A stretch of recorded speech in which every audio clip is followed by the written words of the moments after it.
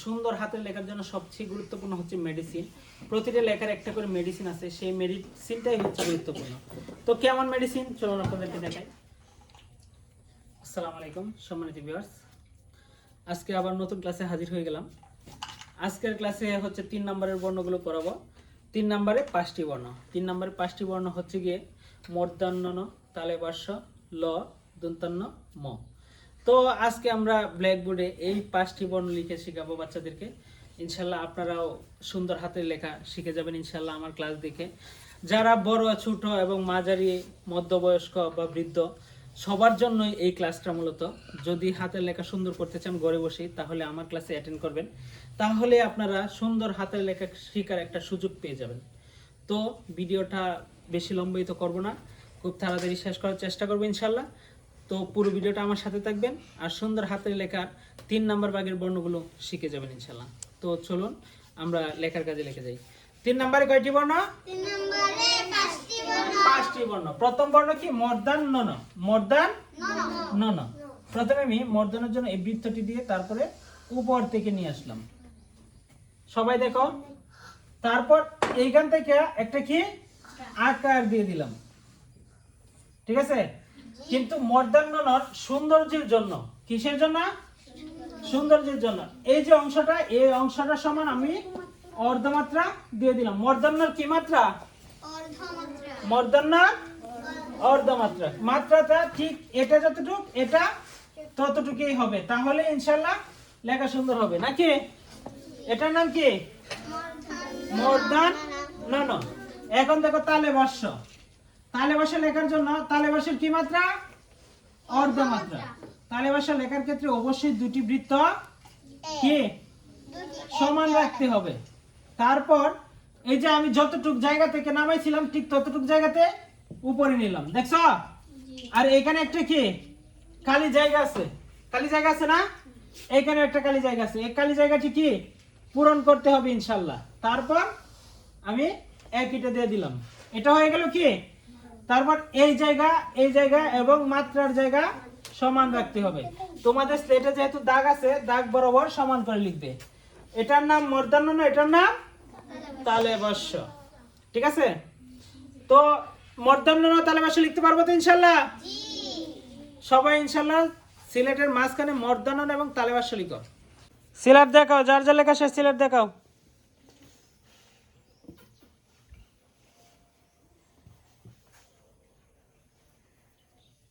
সুন্দর করে ধরো।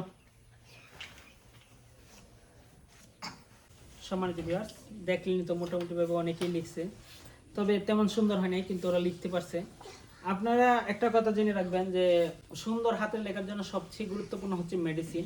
প্রতিটা লেখার একটা করে মেডিসিন আছে, সেই মেডিসিনটাই হচ্ছে গুরুত্বপূর্ণ।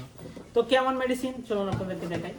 হাতের লেখা সুন্দরের জন্য এই যে মূর্ধন্য নর অংশটা লিখলাম, এই অংশের এই জায়গাটা এবং মাত্রার অংশটা সমান থাকবে। আর তারপর তালে বর্ষের এই অংশটা এবং মাত্রা অংশটা সমান থাকবে।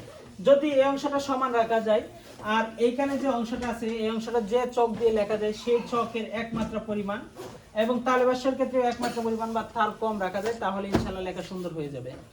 দেখলেন বাচ্চারা মাশাআল্লাহ ভালোই লিখছে। আমরা পরবর্তী লেখাতে যাই। এই মূর্ধন্য ন তালে বর্ষ পরে কি? ল। ল। পরে কি? ল। সবাই দেখো, ল লেখা দেখো। হ্যাঁ, ল কি মাত্রা? পূর্ণ মাত্রা। এই যে মাত্রা দিলাম, এটা কি দিলাম? মাত্রা। আমি মাত্রার নিচে আমি ল লেখার জন্য বৃত্ত দিলাম। হ্যাঁ, তারপর ঘুরায় নিয়ে এই বৃত্তর কাছে উপরে দিলাম। এই যে দেখছো, দেখছো? তারপর এইখান থেকে আবার ধরে আরেকটা এর সমান করে, মানে এই যে যতটুকু এটা যতটুকু এটা ততটুকু সম পরিমাণ করে কি দিলাম? আরেকটা দিলাম। তারপর একই দ্বারা পূর্ণ করে দিলাম। এটা হয়ে গেল কি? ল। এটা হয়ে গেল ল। তাহলে কি কি গেল? মূর্ধন্য ন তালে বর্ষ ল। এখন কি? দন্তান্ন ন। দন্তান্নর জন্য প্রথমে কি? দন্তান্ন কি মাত্রা? পূর্ণ মাত্রা। তারপর এই মাত্রার নিচে দন্তান্নর বৃত্তটা দিলাম, তারপর এটা নিচে নামিয়ে দিলাম। এটা কি একই দ্বারা পূর্ণ করে দিলাম। হয়ে গেল কি?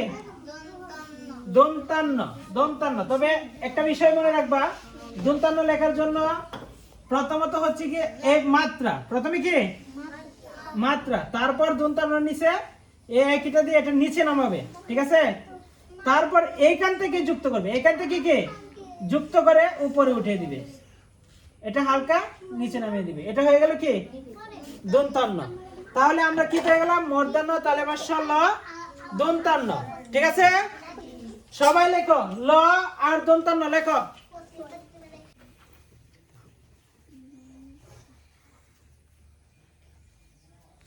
মাশাআল্লাহ, মোটামুটি ভাবে অনেকেরই হয়ে গেছে। হ্যাঁ, আরো সুন্দর করে লেখার চেষ্টা করবা। হ্যাঁ, সবাই শোনো, লেখার জন্য মেডিসিন খুব গুরুত্বপূর্ণ, আগে বলছি না? সবাই মেডিসিন নাও। হ্যাঁ, ল লেখার জন্য এই যে বৃত্ত দিলাম, এই বৃত্ত বরাবর কিন্তু এই টিকটিটা আসছে। কোন পর্যন্ত? এই বৃত্ত সমান এই টিকটিটা আসছে, হালকা একটু ভিতরে। আর এই অংশ এবং এই অংশ সমান, এই অংশ আর এই অংশ কি সমান। তারপর একইটা দিলাম, একইটা দেখো একটু কোনাকুনি করে দিছি, ঠিক আছে? তারপর কি দিলাম? দন্তান্নর অংশ। দন্তান্নর অংশ এই যে জায়গাটা, এই জায়গাটা একমাত্রা বা তার কম জায়গা থাকবে, ঠিক আছে? তারপর নিচে নামি, এটা কিন্তু মূর্ধন্য না, এটা কি পূর্ণ মাত্রা সম্পন্ন, ঠিক আছে? এখন কি বাকি রইল? ম। এখন কি বাকি রইল? সবাই ব্ল্যাকবোর্ডে আমার হাতের দিকে দেখতে থাকো। 5টি বর্ণের মধ্যে আমরা 4টি লিখতে পারছি। কয়টি? কি কি? মূর্ধন্য ন, তালব্য শ, ল, দন্তান্ন, ম। ম বাকি রয়েছে না? সবাই ব্ল্যাকবোর্ডে দেখো। মর কি মাত্রা? মর পূর্ণ মাত্রা। এই যে পূর্ণ মাত্রা দিলাম, ঠিক আছে? এই দাগের উপর থেকে নিচের দিকে একটু ঘুরে আনবা, এক লেখনে এক, এই একের মতো করে আর একটু নিচে নামিয়ে দিবা, ঠিক আছে? তারপর এখান থেকে কি এটা পূর্ণ করে দিবা। হয়ে গেল কি ম। প্রথমে কি একের মতো দিলাম, তারপর উপরে উঠিয়ে দিলাম, হয়ে গেল কি ম। ম লেখার ক্ষেত্রে প্রথমে দেখো, প্রথমে আমি কি দিলাম? এই যে অংশটা দিলাম, এই অংশটা কি এক, এই অংশটা কি একের মতো। তারপর ওইখান থেকে আবার মূর্ধন্যর অংশ নামাইছি। কার অংশ নামাইছি? মূর্ধন্য। তারপর এটা মিলিয়ে দিলাম, হয়ে গেল কি ম। এখানে যে জায়গাটা, সেই জায়গাটা এক চক পরিমাণ বা তার হালকা কম বেশি হলেও সমস্যা নাই, ঠিক আছে? বুঝতে পারছো সবাই? সবাই ম লিখো।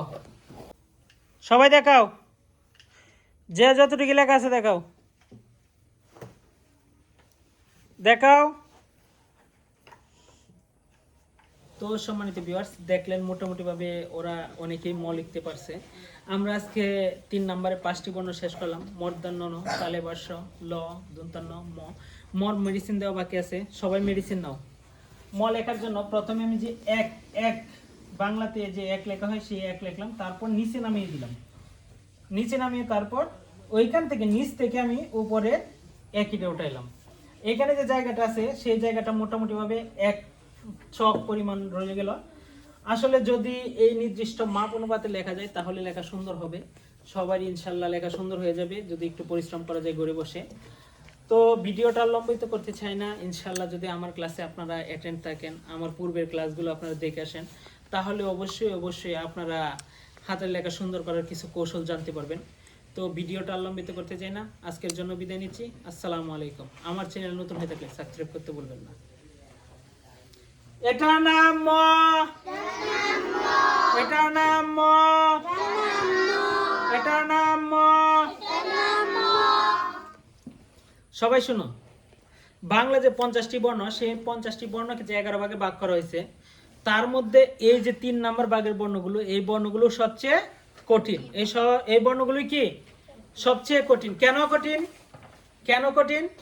কঠিন হওয়ার কারণ হচ্ছে গিয়ে এই বর্ণের এক একটা বর্ণ এক এক রকম, একটা বর্ণের সাথে কি আরেকটা বর্ণের কোনো মিল নাই, কোনো মিল নাই। যেমন মূর্ধন্য ন একরূপ, লর একরূপ, মর একরূপ, দন্তান্নর একরূপ, তালব্য শর একরূপ, মানে এক একটা বর্ণের এক একটা রূপ।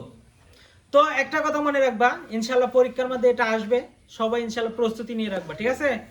তাহলে 3 নম্বরে কয়টি বর্ণ? 5টি বর্ণ। এই 5টি বর্ণই কঠিন বর্ণ, যে কারণে তোমরা বাড়িতে ইনশাল্লাহ এগুলো লিখবা, ঠিক আছে? তো সম্মানিত ভিউয়ার্স, বাংলা 50টি বর্ণের যে 11 ভাগে ভাগ করা হয়েছে, এই 11 ভাগের মধ্যে 3 নম্বর ভাগের বর্ণগুলোই কঠিন, কারণ এখানে একটা বর্ণের মাধ্যমে একটাই বোঝানো হয়েছে। যেমন মূর্ধন্য ণ, তালে বর্ষ, ল, দন্তন্য ম, এটা বিভিন্ন রূপের, মানে এক একটা এক এক রূপের। যে কারণে বলে দিলাম সবাইকে, ভিডিওটা লম্বিত করতে চাই না। ইনশাআল্লাহ পরবর্তী ক্লাসে আরও সহজভাবে ক্লাস চলে আসছে, আপনারা আমার ক্লাসে জয়েন থাকবেন। আজকের জন্য বিদায় নিচ্ছি।